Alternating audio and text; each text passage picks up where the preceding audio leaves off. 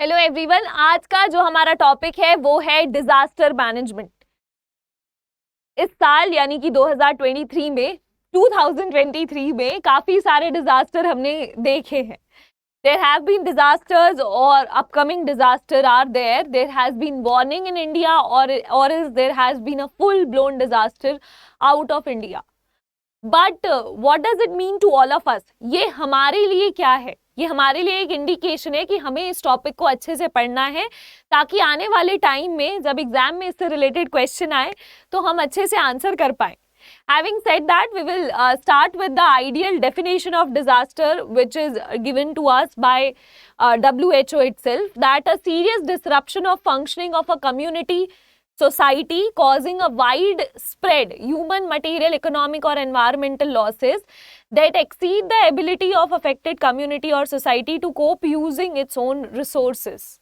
ये क्या बोल रहे हैं? ये बोल रहे हैं कि एक ऐसे टाइप की प्रॉब्लम जो इसलिए एग्जिस्ट करती है क्योंकि एक अलग सा डिसरप्शन हुआ है और इस डिसरप्शन के कारण हम अपनी नॉर्मल रोजमर्रा की जिंदगी में भी जो रिसोर्सेज यूज करते हैं उसे भी ना कर पाए, तो that is called as disaster. या फिर डिजास्टर यानी कि जब वहां पे बहुत ज्यादा लॉस ऑफ लाइफ हो, लॉस ऑफ प्रॉपर्टी हो और हम अपने नेचुरल रिसोर्सेज को अच्छे से यूज ना कर पाए। So all of these things count as disaster, but हम ये पढ़ क्यों रहे हैं? Why is this in news? This is in news because it was recently in news, I think 2 months ago. This is a very popular picture of Jyotimath and there has been a lot of problem in that area or a lot of warnings have been given to us by the geological department Uttarakhand के लिए specifically. Similarly अगर हम देखें तो एक Turkey और Syria में earthquake भी हुआ था जिसे माना जा रहा है कि ये बहुत ही ज्यादा खतरनाक था। As you can see the entire house is disrupted. Furthermore the Turkey Syria earthquake was a very major thing in the news. फिर गैब्रियल नाम का एक साइक्लोन आया था। It is very funny they named it Gabriel, but एक cyclone आया था Gabriel नाम का, ट्रॉपिकल साइक्लोन था और ये है न्यूजीलैंड में। न्यूजीलैंड में this also there was a lot of loss of life and loss of property in New Zealand because of Gabriel. तो इन सारी चीजों को अगर हम देखें तो ये बात तो पक्की है कि disaster is a very big problem और इसका सॉल्यूशन है डिजास्टर मैनेजमेंट। और डिजास्टर मैनेजमेंट में हमें क्या करना चाहिए, क्या नहीं, यही हम आज पढ़ने वाले हैं।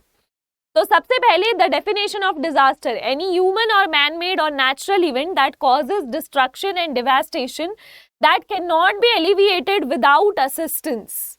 कोई भी ह्यूमन, कोई भी मैन मेड डिजास्टर जिसके कारण डिस्ट्रक्शन है या फिर डिवास्टेशन हो रहा है और कोई भी मैन मेड, आप बिना हेल्प के उस डिस्ट्रक्शन से बाहर नहीं आ सकते, उसे हम कहते हैं disaster. It does not have to cause injury or death to be considered as disaster. जरूरी नहीं है डिजास्टर में आपको इंजरी हो ही हो, डेथ हो ही हो। डिजास्टर का मतलब है डिजास्टर। तो 3 टाइप के डिजास्टर हो सकते हैं, मैन मेड और नेचुरल, मेजरली 2 ही माने जाते हैं।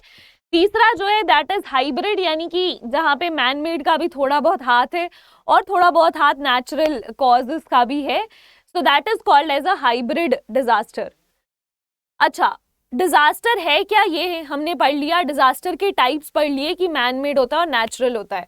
तो नेचुरल डिजास्टर यानी कि बाढ़ आ गई, कहीं सूखा पड़ गया या कहीं पे अर्थक्वेक आ गया, जैसे अभी टर्की साइरिया में आया, तो वहां पे आप कुछ नहीं कर सकते, it was the nature's call.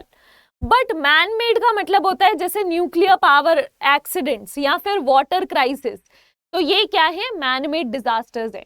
Natural disasters बहुत सारे लोग ऑलरेडी यूज टू होते हैं कि नेचुरल डिजास्टर्स क्या हैं और कैसे हैं, जैसे volcanic eruptions, tsunami, thunder storm, flood और avalanches, tropical cyclone, drought, earthquake, ये सारे के सारे disasters are called as natural disasters. Natural disasters के रीजन क्या क्या हैं? कुछ इसके स्पेसिफिक रीजन है, जैसे सबसे पहले सॉइल इरोजन, जब जमीन टूटने लगती है, जब जमीन वो होने लगती है जब सॉइल बहने लगती है, there is no grip in the soil, that is called as soil erosion. Seismic activity which is related to earthquake, tectonic movements, again air pressure, ocean current, tidal, ये सारे एक्वा से रिलेटेड हैं, या फिर कोई मेजर क्लाइमेट चेंज। तो all of these are called as natural disasters. और फिर आते हैं मैन मेड डिजास्टर्स, जैसे कि ह्यूमन इंटेंट, कि आपने जबरदस्ती कहीं जाके न्यूक्लियर बॉम्ब तो फोड़ दिया, या फिर नेग्लिजियंस, जैसे Bhopal gas tragedy is one of the best example for this. यहाँ ह्यूमन ने नेग्लिजियंस किया और जिसका भुगतान सभी को देना पड़ा। एरर और फेलियर ऑफ अ मैन, एक पूरे मैनमेड सिस्टम जो मैनमेड ने पूरा बनाया है उसका फेलियर, जैसे आप सुनते होंगे कोल माइंस या पावर प्लांट्स में ब्लास्ट हो गया, तो ये जो पूरा का पूरा सिस्टम बनाया था वो कोलैप्स हो गया। साइबर थ्रेट या फिर क्लाइमेट चेंज। तो डिजास्टर मैनेजमेंट की जरूरत क्यों है? डिजास्टर मैनेजमेंट की जरूरत इसलिए है कि मान लीजिए हमें अगर पहले से कोई बता दे कि भाई दिल्ली में शायद अर्थक्वेक आने वाला है, जैसा इस बार हमें बताया भी गया था कि गुड़गांव और दिल्ली में अर्थक्वेक आने वाला है, तो बहुत सारे लोग जो हैं ये ध्यान से रहते हैं, इस तरीके से रहते हैं कि whenever possible, whatever possible, they already know what to do and they are already aware। ऐसा कभी भी नहीं होगा कि आप अपनी धुन में चले जा रहे हैं, अर्थक्वेक आया और आप बच भी नहीं पाए। जैसे मैं आपको एक पर्सनल स्टोरी बताती हूँ। I have relatives in Gujarat, ठीक है। Now I have relatives in Gujarat और अर्थक्वेक के टाइम में दे told me stories। So the earthquake in Gujarat in the year 2001, वो जब आया था तो वो भुज एरिया, कच्छ एरिया में आया था, which is very close to Pakistan. Pakistani border वहाँ से काफ़ी क्लोज है। वहाँ पे कुछ लोग अपने घर में ही घुसे रहे जब उन्होंने ये सब देखा कि ज़मीन उठ रही है, ये सब हो रहा है, क्योंकि और उस टाइम पे याद रखो ऐसे मोबाइल और टीवी फोन्स कुछ भी नहीं था। तो जब उन्होंने ये देखा कि ज़मीनें उठ रही है और लोग हाहाकार मचा रहे हैं, तो उन्हें लगा कि पाकिस्तान हैज़ अटैक्ड। उन्हें ये लगा पाकिस्तान हैज़ अटैक्ड और वो अपने घर के बाहर नहीं निकले। वो अपने घर के बाहर नहीं निकले और फिर वो वहीं पे they lost life.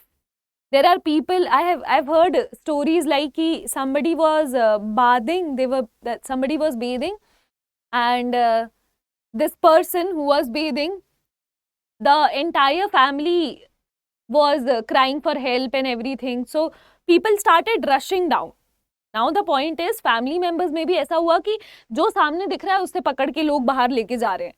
Unfortunately there was one family member who was left behind somewhere in the back bathroom, मतलब घर पूरा आगे बाथरूम पीछे, तो उस वहाँ पे रह गए। और before this person can get out of the bathroom, understand, contemplate the situation, get ready and get out of the bathroom, there was a huge attack and their lives was washed. But अगर same time पे इन्हें पहले से कोई बता देता, जैसे वहाँ पे कुछ ऐसे भी लोग थे जिन्हें हमेशा से पता था कि Kutch and Gujarat are the areas जहाँ पे अर्थक्वेक आ सकता है, वो थोड़े से एजुकेटेड थे। तो जैसे my own real uncle, so he is an educated person, he was aware of the idea कि कच्छ एंड गुजरात में अर्थक्वेक आ सकता है। तो he was, because the earthquake was in the morning hours, he was also in the bathroom bathing.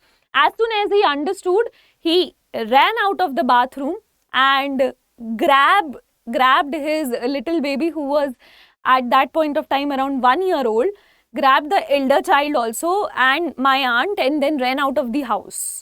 They did not even, like, he did not even care to wear the entire thing. He only wore his pants and he went out. So the idea is, because he was aware, he could actually save all the 4 members of his family. Let's just say अगर वो aware नहीं होते, उन्हें लगता कि नहीं ये कुछ हो रहा है, पाकिस्तान अटैक कर रहा है, तो शायद I would have lost my real aunt, my real uncles and my cousins as well. तो ये अवेयरनेस क्रिएट करना बहुत ही इम्पॉर्टेंट है for the prevention of earthquake. अगर कहीं पे अर्थक्वेक है, कहीं पे कोई भी नेचुरल डिजास्टर है, अगर आपके पास पहले से अवेयरनेस है तो आप हमेशा से सतर्क रहेंगे। जैसे इस बार दिल्ली में हम सभी बहुत सतर्क हैं, जैसे ही कुछ फील होता है तो we try to get out of the building and nobody uses the lift, everybody uses the staircase. ठीक है, now assure prompt and appropriate assistance and rapid recovery. इससे क्या होता है कि जो भी असिस्टेंस चाहिए, मान लीजिए कि अर्थक्वेक यहाँ पे आया है, बट अगर हमारे पास पहले से अवेयरनेस है, नॉलेज है डिजास्टर मैनेजमेंट की, अर्थक्वेक अगर आता है तो हो सकता है सर पे किसी को चोट आ जाए।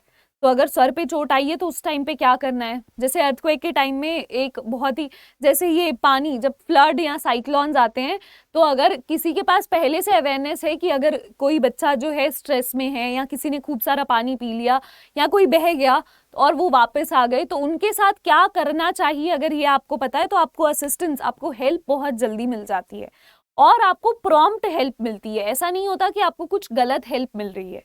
तो बेसिकली डिजास्टर मैनेजमेंट में सबसे पहले प्रिवेंशन हो सकता है। मतलब अगर मान लीजिए किसी ने बता दिया कि दिल्ली में हो सकता है, अगर किसी ने बता दिया कि दिल्ली में हो सकता है that there will be an earthquake, तो हो सकता है कि यहाँ पे ये एरियाज में कोई जाए ही ना जहाँ पे एक अर्थक्वेक की पॉसिबिलिटी है।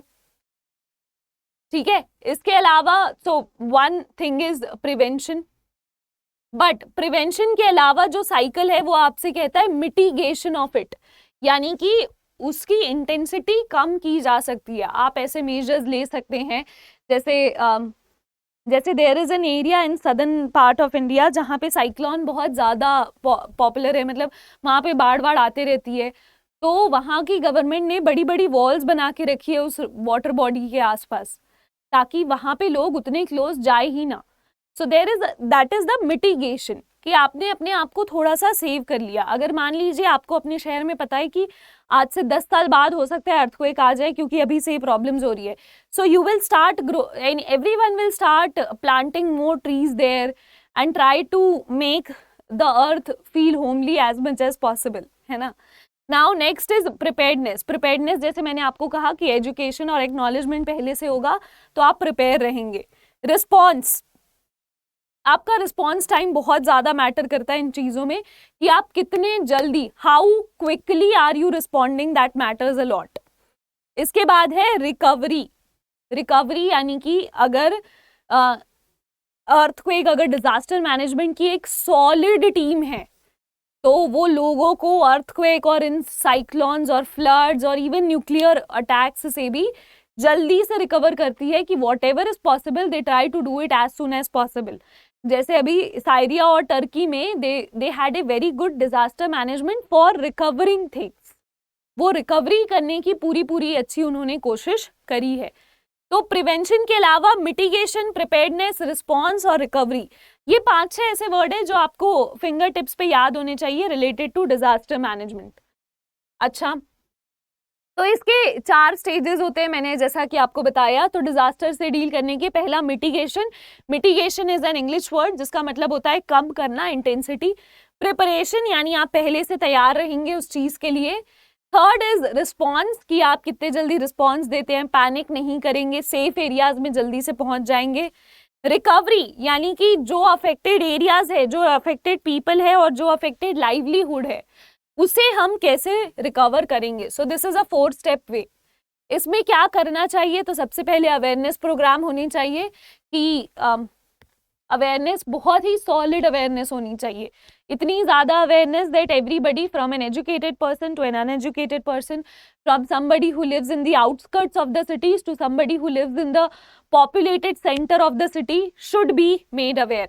Next is responsibility to insurance company. Insurance companies होनी चाहिए जो स्पेसिफिक उस एरिया के ऐसे नेचुरल या फिर मैन मेड डिजास्टर्स के लिए इंश्योर करे, मनी या फिर एक स्कीम्स लेके आए फॉर इंश्योरेंस। ठीक है, नाउ प्लान्ड अर्बनाइजेशन, यानी कि क्योंकि ऐसा ना हो कि एक ही जगह पे बहुत सारे लोग हैं, जैसे मुंबई के लिए कहते हैं, बॉम्बे के लिए कहते हैं कि अगले 100 साल में बॉम्बे जो है वो डूब जाने वाला है।